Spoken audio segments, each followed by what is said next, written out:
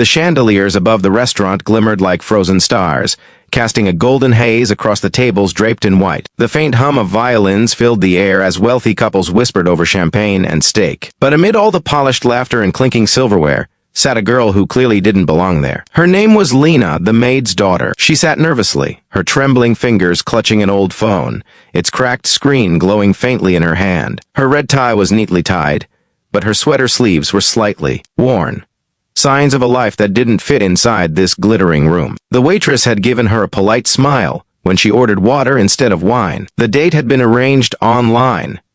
A blind date event where strangers met for the price of coffee and courage. She didn't know that her stranger tonight wasn't just anyone. Across the room, Ethan Vance, the billionaire's son, sat watching her, quietly, curiously. His suit was tailored to perfection. His watch cost more than her mother's yearly salary, but for the first time, Ethan wasn't thinking about money. He was thinking about the girl who looked like she was holding her breath in a room that didn't want her there. Before we continue, if you believe kindness can change even the coldest hearts, don't forget to like, comment, and subscribe to Everyday Kindness. Your support helps stories like this reach more hearts around the world. Lena didn't expect much from this evening. Her best friend had signed her up for the blind date, insisting she deserved a break from cleaning houses after school. She'd laughed it off at first, saying who'd pay $4 to meet someone like me. But now, sitting here, every heartbeat felt louder than the music. When Ethan finally stood and walked toward her table, her first thought was that he'd made a mistake. No rich man with that kind of confidence could possibly be her date. Yet he stopped right in front of her, smiled gently, and said, "Hi, are you Lena?" She nodded, unsure what to say. He extended his hand. "I'm Ethan." She hesitated before shaking it. His hand was warm, steady.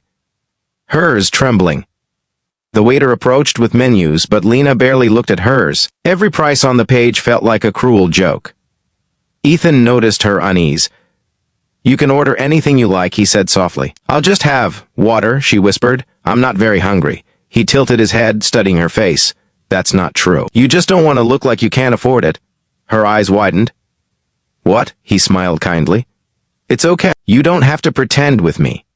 For a moment, the air between them grew still, fragile, honest. Ethan had come to this event for a reason he didn't tell anyone. He was tired of girls who saw him only as a last name, a bank account, a brand. He wanted to know what real meant, what genuine looked like.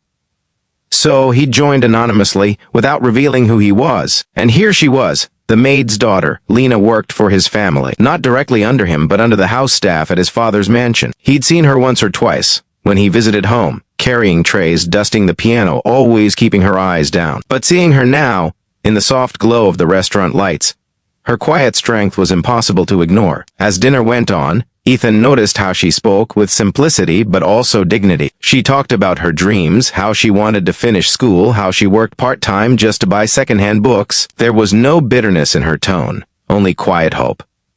He found himself drawn to her honesty, her laughter, her humble grace. When the bill came, she reached for her small purse and tried to pay her share.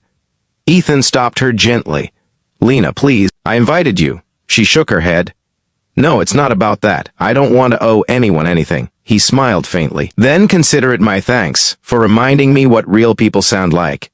Later that night, as they walked out into the cold air, Ethan offered her his coat. She refused at first, then accepted shyly. The scent of his cologne lingered softly, mixing with the city breeze. "Can I walk you home?" he asked. She looked down. "My home isn't exactly a place people like you go." "I don't care," he said simply.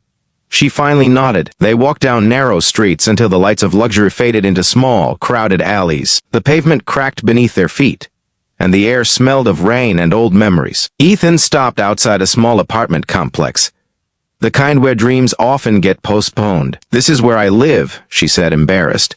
He smiled softly. "It's where an honest heart lives."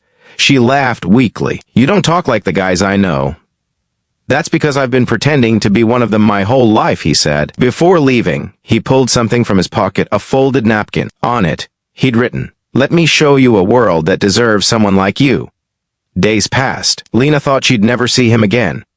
Billionaire sons didn't visit Maid's daughters. But then, one morning, she arrived at work, the Vance mansion, and froze. Ethan was there, in the garden, helping one of the old gardeners plant roses. Their eyes met. He smiled. You said you liked gardens. Lena's lips parted, stunned. You work here now? He grinned. Let's just say I'm learning about hard work. His father didn't approve, of course. When Mr. Vance discovered his son spending time with a maid's daughter, he called it embarrassing. Ethan stood tall, refusing to hide. She's worth more than half the people in your boardroom, he said. The tension grew. The staff whispered.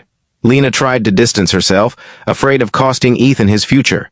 But he wouldn't let go. Lena, I don't care what anyone says. He told her one evening under the same chandelier that once made her feel small. The first time I saw you, I realized I was done living for money. I want to live for meaning. Tears welled in her eyes. People like me don't end up with people like you. He stepped closer. Then I'll change what people like me means. Word spread like wildfire. The media caught wind of the billionaire's son and the maid's daughter. Cameras followed them.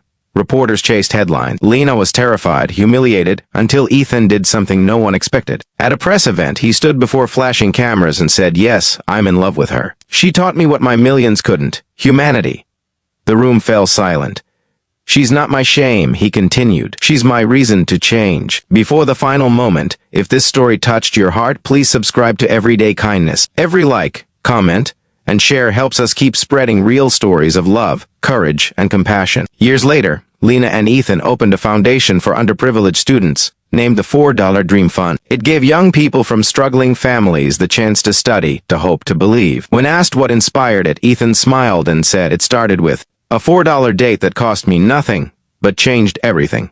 And Lena, she still wore that same red tie. Not because she had to, but because it reminded her where she came from, and how far love and kindness can take you. Under the chandeliers that once made her feel invisible, she now stood, tall, beside the men who saw her worth long before the world did. True wealth isn't in what you own. It's in who you become when you choose kindness over pride.